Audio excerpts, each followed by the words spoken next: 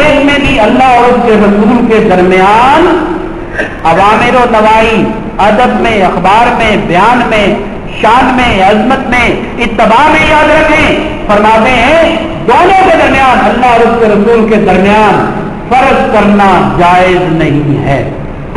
یہ غیر مقلدین کا ایمان ہے۔ آج ہم لڑ رہے ہیں، آج ہم کیا کر رہے ہیں؟ کون کو لڑا رہے ہیں؟ سب سے بڑے غیر مقلد کا میں نے آپ کے سامنے فتویٰ بتا دیا کہ اللہ رب العزت نے اوامر و نواہی کے اندر اپنے اور اپنے رسول کے درمیان کوئی فرق نہیں کیا۔ یہ بات اسٹیبلش ہوگی۔ اب قرآن مجید سے پوچھتے ہیں کہ وہ کون سے مقامات ہیں۔ ایک میں بات اکثر واضح کرتا رہتا ہوں، وہ میں ابھی اتنی شروع میں واضح کروں۔ ہمارا ایمان، مسلمانوں کا ایمان یہ ہے، ہمارا ایمان بحمد اللہ یہ ہے کہ اللہ خالق ہے اور نبی مخلوق ہے۔ یہ ایمان ہے۔ اللہ رب العزت خالق و مالک ہے، یہ مملوک ہے۔ اللہ رب العزت معبود ہے، یہ عابد ہے۔ یاد رکھیں یہ فرق ہے۔ اللہ کی ذات اپنی ذات ہے، محمد رسول اللہ کی اپنی ذات ہے۔ ذاتیں ایک نہیں ہو سکتی، ذاتیں ایک نہیں ہو سکتی، لیکن شریعت کے اندر مقام کیا ہے؟ پہلی بات جو بڑی مشہور آیات قرآن مجید میں ہے، اللہ فرماتا ہے انما المؤمنون الذین آمنوا باللہ ورسولہ۔ مومن حقیقی وہ ہے جو اللہ اور اس کے رسول پر ایمان لاتے ہیں۔ کسی ایک پر ایمان لانے سے مومن بولے نہیں ہوتا۔ ایمان لانے کا معنی صرف یہ نہیں ہے، یہ میں اکثر وضاحت کرتا رہتا ہوں کہ لا الہ الا اللہ محمد رسول اللہ پڑھ لیا۔ ایمان لانے کا معنی یہ ہے کہ احکامات کو مانا جائے، دل سے خوشی سے اپنے اوپر ایمان کو نافذ کیا جائے۔ ایک آئے پھر اللہ فرماتا ہے واطیعوا اللہ ورسولہ ان کنتم مؤمنین، اگر تم مومن ہو تو میری اللہ اور اس کے رسول کی اطاعت کرو۔ کہیں جدا نہیں کیا، کہیں اللہ نے جدا، دونوں کی اطاعت ایک اطاعت ہے۔ اس کے بعد اللہ رب العزت فرماتے ہیں، اور بڑی بڑی عجیب و غریب نقطے ہیں قرآن مجید کی آیات کے اندر۔ اللہ رب العزت نے فرمایا وما نقموا الا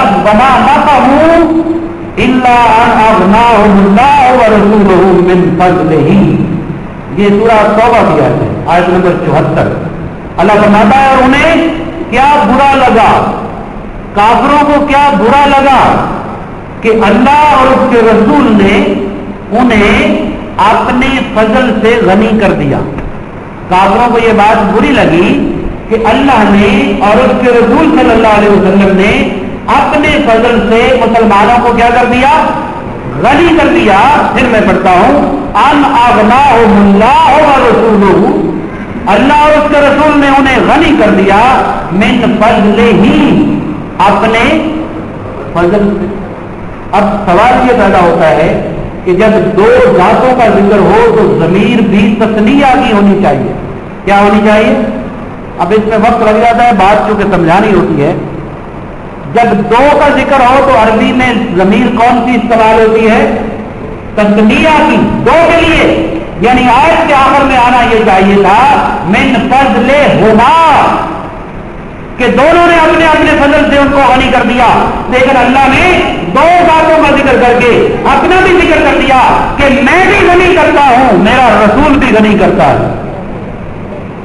میں بھی غنی کرتا ہوں اور میرا بولے، اور جو کہے رسول دے کچھ نہیں سکتا۔ اس قرآن کی آیت کے خلاف ہے کہ نہیں ہے؟ یہ بولے، سمجھانا ہے، ایمان کو بچانا ہے۔ اللہ فرماتا ہے کہ میں نے، اللہ نے اور رسول نے انہیں غنی کر دیا، اور جو آج کہے کہ رسول دے کچھ نہیں سکتا، اللہ دیتا ہے۔ ایمان سے بتائیں اس کا ایمان یہ قرآن کی آیت کے مطابق ہے؟ نہیں ہے۔ ایمان یہ ہونا چاہیے کہ اللہ اور اس کا رسول اپنے فضل سے غنی کرتے ہیں۔ ارے جسے خدا دینا چاہے رسول نہ دے، خدا اسے نہیں دیتا۔ جسے رسول نہ دینا چاہے اسے خدا بھی نہیں دیتا۔ جسے رسول دینا چاہے خدا اسے دیتا ہے۔ یاد رکھیں، جس سے میرا مصطفیٰ راضی اس سے خدا راضی، بلکہ حدیث تو یہاں تک ہے جس سے اس کا باپ راضی خدا اس میں راضی۔ کون راضی؟ ارے رسول کی عظمت پر ہزاروں باپ قربان۔ اللہ فرماتا ہے، اللہ کے رسول نے فرمایا باپ کی رضا میں اللہ کی رضا ہے، کس کی رضا میں؟ والد کی رضا میں اللہ کی رضا ہے. والد زمین پر خوش ہوتا ہے، رب آسمان پر خوش ہوتا ہے. یہ نوجوان بچے اپنے ماں باپ کو راضی کر لیں خدا کی قسم، جب ان کے ماں باپ راضی ہو جائیں گے خدا راضی ہو جائے گا. تو خدا کو راضی کرنے کا طریقہ ڈائریکٹ نہیں ہے، انڈائریکٹ ہے. کبھی باپ کی طرف سے جاتا ہے یہ راستہ، کبھی ماں کی طرف سے جاتا ہے، کبھی مرشد کی طرف سے جاتا ہے، کبھی استاد کی طرف سے جاتا ہے. جہاں یہ سارے راستے ختم ہو جاتے ہیں پھر ایک ہی راستہ رہ جاتا ہے، وہ راستہ اللہ کو راضی کرنے کا مصطفیٰ کی طرف سے جاتا ہے. جو مصطفیٰ کے قدموں سے ہو کر اپنے خدا کو پانا چاہتا ہے وہ پا لیتا ہے، اور جو وہاں نہیں جانا چاہتا وہ پا سکتا نہیں. اللہ کا رسول بھی غنی کرتا ہے. کیا کرتا ہے؟ غنی کرتا ہے کہ نہیں کرتا ہے؟ حضور کتنے صحابہ، میں مثالیں نہیں دینا چاہتا، صحابہ کتنے صحابہ جو حضور کی بارگاہ میں آتے ہیں، تو انہیں یہ عطا کر دے، تو انہیں یہ دے دے. کسی کو جنت عطا کی جا رہی ہے، کسی کو بدل عطا کیا جا رہا ہے.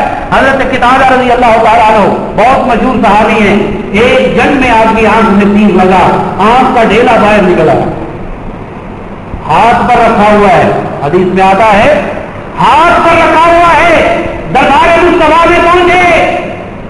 صحابہ کے پاس کیا علم نہیں تھا، کیا شعور نہیں تھا کہ کسی آئی اسپیشلسٹ کے پاس جاؤ، کسی ڈاکٹر کے پاس جاؤ جو آئس کو سمجھتا ہے، یا مصطفیٰ کریم فرما دے کہ دادا میرے پاس کیا لے کے آ گئے ہو، کسی حکیم کے پاس جاؤ. لیکن انہیں پتا تھا ان سے بڑھ کر کوئی حکیم،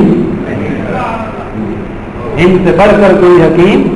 آج ہم ٹھوکریں کھا رہے ہیں، آج ہم در کی ٹھوکریں کھا رہے ہیں. ارے میں مصطفیٰ پر جھک جاؤ، خدا کی قسم دین اور دنیا کی ہر چیز مل جائے گی. حضرت قتادہ حضور کی بارگاہ میں کیسے آئے ہو؟ یا رسول اللہ صلی اللہ علیہ وسلم تیر لگا، آنکھ نکل گئی. میرے مصطفیٰ نے دیکھا، خوش ہوئے ہوں گے اللہ کے راستے میں جہاد کرنے والے. ارے اللہ کے راستے میں جہاد کرنے والا حضرت قتادہ صحابی رسول، اللہ سے مانگو آنکھ دے. رسول اللہ سے کیا مانگنے آ گئے؟ کل لوگ پیدا ہو جانے جنہوں نے کہنا ہے وہاں نہ جاؤ، نہیں دے سکتے. حضرت قتادہ نے عرض کی یا رسول اللہ آنکھ نکل گئی ہے، آنکھ لینے آیا ہوں. کیا لینے آیا ہوں؟ آنکھ لینے آیا ہوں. میرے مصطفیٰ نے پوچھا، مسکرا کر پوچھا ہوگا، پوچھا ہے قتادہ آنکھ لینی ہے یا جنت لینی ہے؟ آنکھ لینی ہے یا جنت کس کی ہے؟